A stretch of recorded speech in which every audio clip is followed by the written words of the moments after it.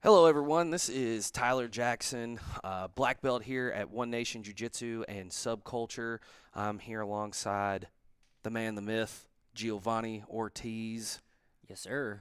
So we're just going to go through these two matches. The two matches that we have here are Raphael Ferreira against Jackson Whitlow. And then the winner of this match, we're going to break down the match that they had with Reese Lafever. Let's roll it. Just kind of start off with this. I think one of my favorite parts about this matchup here is both, IBJJF world champions at blue belt.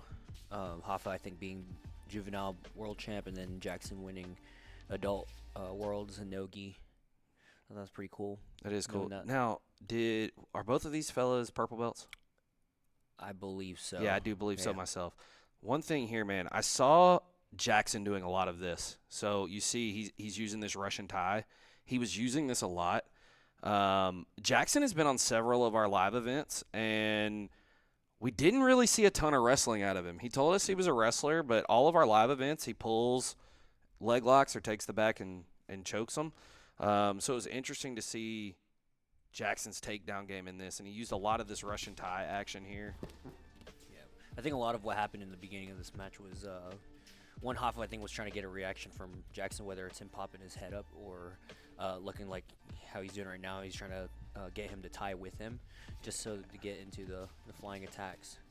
Yeah, Hoffa did a really good job all weekend at this tournament of like trying to chain flying attacks into his takedowns and then also into like flying leg attacks as well.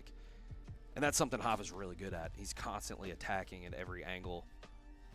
Yeah, it makes it not so predictable. Exactly. Which I think we saw it with Jackson in this match. He seemed a little on his toes. Ooh, let's go back to that real quick. Right here, we see Hoffa has this inside tie here, collar tie, and he's going to get the lace grip on this hand. And as he turns Jackson, you can't see the feet, but he's sweeping with this foot. Yeah, a little cross, little Sasai action here that really got Jackson stumbling. And then Hoffa's with that forward pressure trying to take him through that window. Oh, timeout, Gio. Tell us what we saw right there. Some day one kids class, quite a little faint. Clap above their head. It can be effective, man, if the person isn't paying attention to it. But if we go back a step real quick. Let's go back to where he got under that collar tie. So Jackson did a really good job of fighting that hip exposure, especially with how Hoffa had that collar tie a little bit too high. I think that was where he was able to go straight into that body lock. Yeah, I think that left hand was grabbing that hip line, and he just compressed that collar tie in. Yeah. Stair step, boom, and then that's here. I think Hoffa thought he was going to be able to like roll through and get to the legs, but I think Jackson did such a good job with his body lock, ear on the chest. Yeah, hips below his hips too, so it made it very hard for him to try to get that inside space. Boom, and you see Jackson here. He's doing a really good job of trying to keep Hoffa flat, but you see here Hoffa got that butterfly hook in, so he was having a really hard time dealing with this. And even if we step back just a second, right here, Hoffa talked about it in his post interview. Is he actually tried to expose? He tried to get Jackson to take his back here. Yeah. Because I think what he wanted to do is I think he wanted to go underneath and start to attack those legs. Yeah. And Jackson started doing such a good job of flattening him. Hoffa had to get these butterfly hooks back in, and Jackson had to bail. Regaining that guard. Did you hear? Jackson gets back into his guard. Boom. Again, Hoffa all weekend would pass hard, fall into the legs. And you see that here. He kind of gets to those J points and then falls back on these legs. Now, Gio, I want you to break this down right here. This Aoki attempt. When I first saw it, I thought it was going to be really tight. Yeah. What was Jackson doing here that like helped him keep that Aoki from being on tight? I think where he had the ability to still rotate was fine. I think Hoffa did a really good job of using that Achilles grip to keep the hold of that knee line. So like if you let it run for like about 5 seconds, notice that even though he doesn't have the attack entirely, he's still able to keep the knee line. So then now whenever they land in the end, he's still able to hold on to this foot And then now he still has, yeah, starts gathering both legs up. So he took that right leg and went across the hip. Yeah. When guys are doing this across the hip here, what is this, in your opinion, what are they trying to do here? More than anything, I think they're trying to stop the rotation from happening. So, like, now that he is able to throw this leg over, notice that Jackson's not even able to get his hips up as much as he was doing before. And Hava's able to control the spiral on it. Let's step back again real quick. Let's watch that whole sequence again, starting with that Aoki. Because it looked like there for a second that Aoki was going to be really tight. And Hava did such a good job of chaining off of it. Yeah, right there. Boom. Back onto the leg. He was doing good at defending. But then when Hava got this leg across the hip. Boom. My only assumption here, so let's go back a step real quick. Because Jackson was defending really well. I think my only assumption here as to why Jackson was able to let that top leg come back over again was because Hava was really close to a bite on that. You can't really see it from the angle that you're in with the camera. But that's my only assumption is that, again, he was doing really good. So, like, you let it play for, like, 2 seconds right here again. He did really good defending. And then right here, Hava had a bite. And so this is where he had to – I think this is where he ran into dilemmas. And he either defends his heel. He's trying to heel slip. But then you're running into this top leg still coming over. Leg coming across that hip. Yeah. And then once he gets that hand on that knee and pulls his hips up and over. I mean, instantly the second that at the end of that spiral, I mean, it was a finish. And with this, he's unable to get his hips up to relieve the knee pressure. Exactly. That downward on the hip, those hips pushing into the knee with that bottom leg spinning. I mean, you see the grimace on his face. Yeah. It's almost an instant. My knee's going to explode from that position right there. And Hava gets the win. Hey, I'm definitely going to say right here, best hair in SubCulture so far. Dude, so far. And honestly, I don't know. The referee right here, Mr. Jeovany, might have him beat. Thank you so much for the match. He might have had the best aura of the whole weekend, I was gonna say, man. dude, out of everybody, I think his attitude, was the best. He brought really good energy that weekend. Get a replay again right here. Yeah, twisting into that knee and that grimace tap. Boom. Shout out to Irreverent Nogi.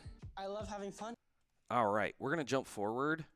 So we have the winner of that last match, Mr. Raphael Ferreira. I hope I'm saying that correctly. You said it right. Good. Okay. My Brazilian's a little I'm a little too southern and white to be doing these Brazilian accents. Ferreira. And then the man, the myth, the young gunner, Reese Lafever. I always like to say it because, Reese trained with us from the time he was, how old? 12, 13? 12 or 13. Yeah, until he moved out to Austin and started training with the Kingsway guys, Danaher Death Squad, whatever you want to call them. Again, we kind of created this tournament from the beginning at 155 around Reese. Reese was my first person that I asked, and he was like, dude, let's do it. I love the format. Let's just try to find some of the best guys. And so I did my best. I got him some good guys in 13 here. 13 pullouts later. But, hey, man, we got it. So this match, again, we're going to run it. We're going to break it down for you a little bit. Oh, timeout. Look at this referee's mustache. Yeah, buddy. It's on point, nice dog. And crisp. Nice and crisp. Yep. Where's Hava? There he is, dancing in. All right here. I'm going to go ahead and stop and go back for a second because I want to point this out. If you watch all of Danaher's guys, this is basically how every match starts. One hand or hands leading forward, collar tie, and then hand control. Yep. And then moving the head up and down a lot. Really trying to stay heavy on the head from the outset of the match. And I think with Reese, knowing it was a no time limit format, I think Reese was really trying to beat on Hava's head early to try to mitigate this. So let's go back, break this down for us, Gio. Yeah, so let's go ahead and let it play for a second.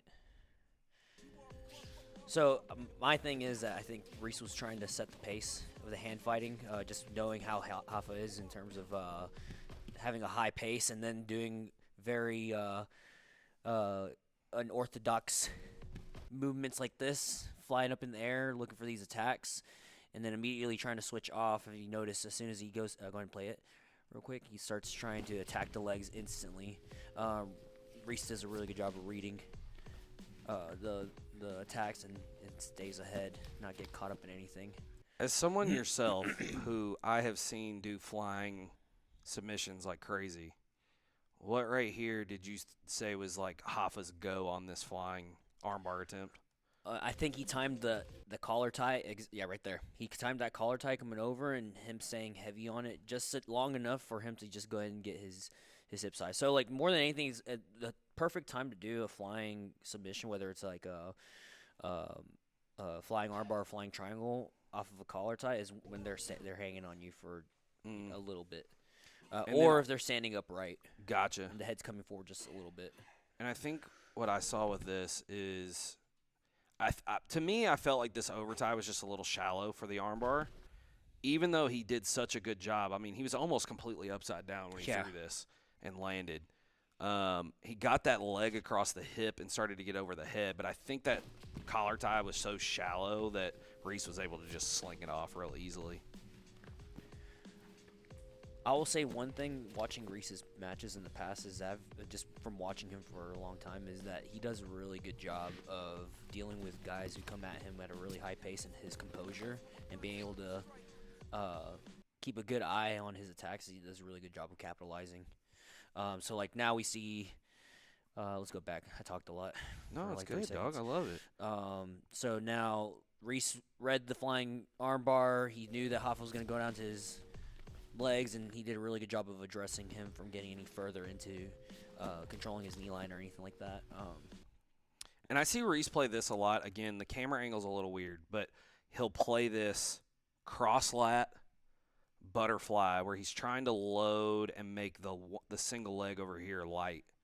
But then he'll attack the backside leg. And so I think that's what he was trying to do here. He was trying to get to that top side leg, do that backside entry, but Hoffa kind of sniffed it out and tried to attack him himself, but he exposed his outside leg right here. Yeah. And if you guys haven't watched a Reese Lafever match, this guy right here has one of the best outside heel hooks on the circuit right now. Does a really good job of keeping that knee line. So just notice he got that figure four. He has a hold of that knee line. And, man, that reverse grip is no joke at all, especially with the amount of tension that's built up onto the heel. It's almost like all of that pressure builds up into the heel and goes up towards the knee. Yeah, it's going to go up in this direction while that ankle is turning in that opposite direction. And like he says in the post-fight, like, if you have a bend in your knee here, you're going to break. It's instantly. And so careful. I liked what Hoffa was doing here, leg pummeling, though. Like, he did a really good job. You see as he spun through right here, he feeds that leg inside. And typically right here, this is where you're going to be able to start to I lost my cursor. Where you're going to be able to start to split these feet and relieve the pressure here. But I think Reese's reverse grip here is just so gnarly that even without a ton of leg pressure, Hoffa felt like his knee was going to explode. And as we play this out, you see he's fighting everything he can right here to kind of split these feet. Even with this leg in. That was what was crazy to me, is how tight it was with this leg still inside. It's whenever he's starts bringing it back. And then he just goes right over the foot and gets that clamp there. And honestly, I'm really surprised Hoffa fought it as long as he did right here.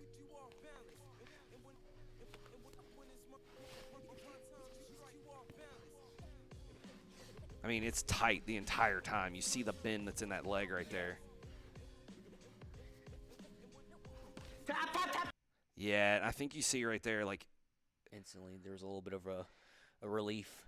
Yeah. Or like the tension was released there. Mm-hmm. And I think what you see is, like, I think if Hoffa would have kept continuing to try to split the feet, like, he almost looks like he's trying to fight for like a lens lock here. And then that's where he got the tap. Good stuff. Beautiful. Sorry. No, Gracious in defeat. Sorry for punching you. Reese telling him he's sorry. Yeah. I mean, it was a gnarly pop, man. You can't really hear it too well on this with the music going, but we could hear it across the gym. It crunched. Like, it wasn't just a pop. It was like a Yeah. And so, man, Reese is a freaking killer, dude. Outside, I mean, this guy has a whole highlight of him doing this to a lot of people he's gone against. Again, we see here, Hoffa was doing such a good job of fighting the feet, but, like, yeah.